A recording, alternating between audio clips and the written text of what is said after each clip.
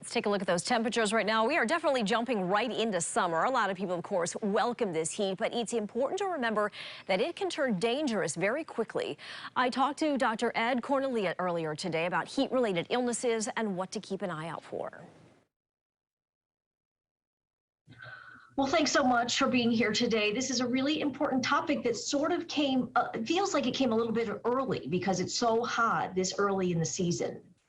Yeah, I think we had a spring and a winter that lingered on a bit, and then suddenly we were hit with this warm weather. And one of the things that the best way to kind of combat heat illnesses is to acclimatize, and we didn't have a chance to do that because it went from cold to hot so quickly. Right, we aren't used to this, so it isn't just our imagination. Correct. I think I can't remember exactly, but the last time we had 90-degree temperatures was a couple of years ago, I think. And again, we had that cool spring, and so we didn't have that gradual ability to sort of get used to a little bit warmer temperature to a little bit warmer, and then hot temperature. We went from cool to hot, and our bodies just weren't really prepared for that. Yeah, and it is dangerous. It is. Exercising or being outside, so whether you're at your work or you're exercising, it's great to be outside. And we love being outside in Michigan in the summer. But along with that, and with the we had a lot of rain, and now we don't have a lot of rain. So we got the sun beating down on us, and our body's trying to cool us off. And it takes a lot of energy to cool us off. And if we're not hydrated well, or the temperature is so warm or so humid and evaporation doesn't occur very easily, our body temperature rises because it takes a lot of energy to dissipate the heat, and then our system gets overwhelmed, and we can have heat stroke, heat exhaustion, and just feel really crummy.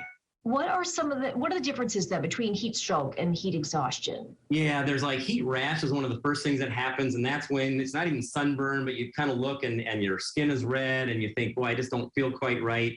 And you can get heat cramps when your body or muscles start to cramp a little bit. Those are sort of the more mild ones. If you have any of those, that's time to make sure you're hydrating, try to get out of the sun, get to where an open area where the wind or the breeze can blow on you if there is any. And then the next would be heat exhaustion and then heat stroke. And those are more severe. And our body temperature, our core temperature starts to rise. We may have some GI upset. We may not start making sense. So our friends might look at us and say, you're not acting quite right. And that can go from heat exhaustion to heat stroke fairly quickly. So if you see the rash or the cramps, that's the time to try and head off exhaustion or heat stroke. Okay. And preventing this, drinking a lot of water, trying to stay in the shade. If we do have to be outside, I mean, staying inside is obviously the first choice probably.